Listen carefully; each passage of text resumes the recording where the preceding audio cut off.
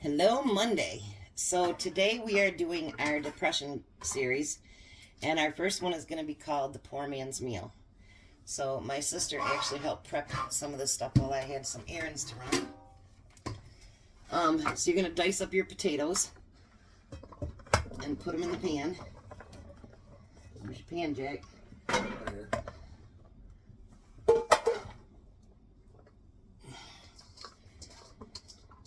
And this calls for oil, and normally I don't use oil, but I will for this recipe. And then you're going to put in an onion,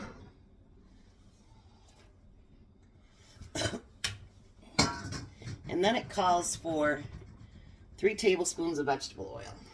Did you bring the tomato sauce? So I'm going to add that. Alright, you're going to have to add some. And you're going to cook this till it starts getting soft. Alright, turn the heat on and move them over there, Jack. So I'm going to mix mine together real quick. It doesn't call for salt and pepper, but I am going to put salt and pepper on mine. So you want to make sure that I replace the batteries, people. You want to make sure that all the oil is mixed in with it. How's that for stuff, Jack? Well. Alright, can you put mine on there too, please? Alright. And then she asks for, it is 4 tablespoons of tomato sauce. So I've been running errands all day, guys, sorry. I had a new grandson born today. So I've been kind of busy, and I got to talk to my other grandson, and so I've been kind of busy today. So I'm falling behind.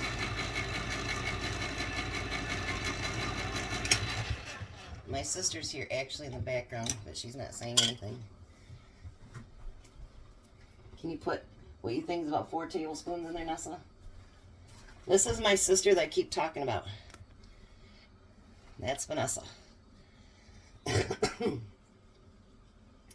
put it in Jack's too, please. I think they did this for flavor, probably. I don't think it really has purpose, but I noticed a lot of the depression videos all ask for tomato sauce. I don't know why that is. Flavor, and that's the only thing I can think of is flavor. So while that's cooking up, everything had hot dogs. Hot dogs became very popular during the Depression era. And did you know that mac and cheese actually was kind of created during the Depression era as well? I didn't.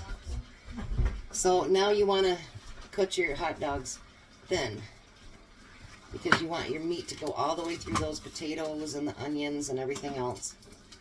Actually, Jack and I did this about 6 months ago. It was a pretty good one, Jack. Yeah. So we're doing it again today. Every day this week, though, we're going to do a different depression video, so we can see how they ate and how they saved money. And I guess still to this day, hot dogs are far cheaper than hamburger or, your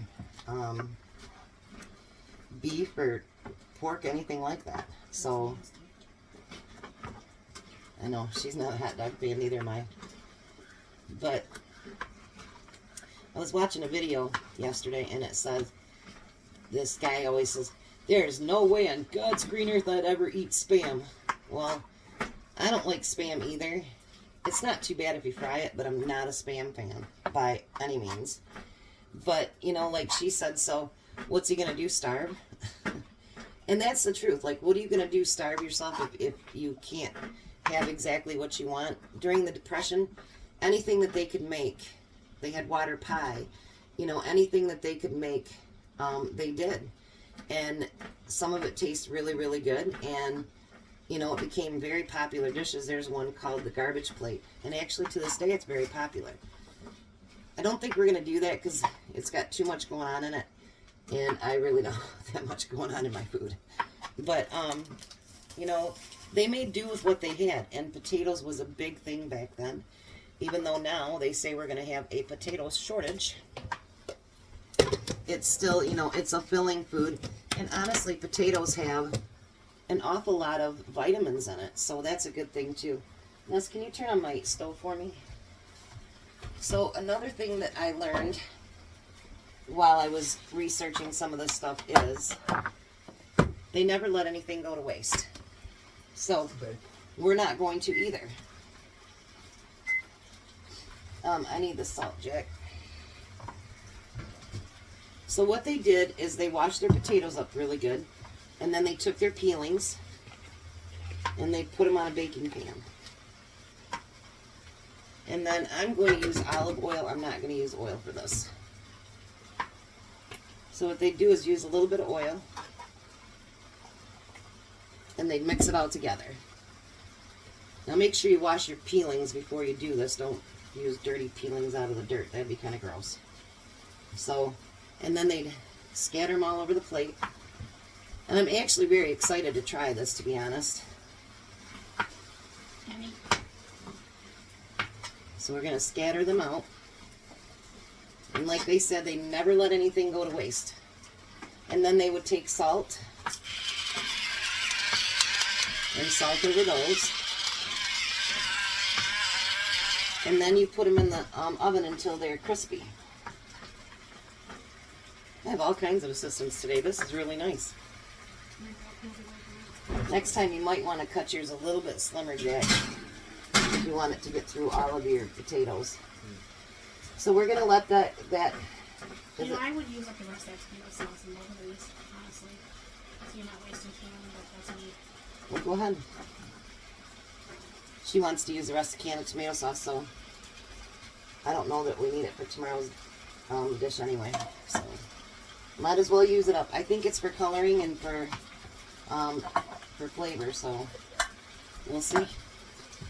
How's the potatoes coming? Like potatoes being fried. Are they softened at all, or? So I'm going to talk to you guys for just a second, and then we're going to come back when we get ready to add the potato or the hot dogs. Anyways, I started to do a video earlier today, and then I got to see my oldest grandson. I watched a video that this lady said that we're not going to have any problems with wheat.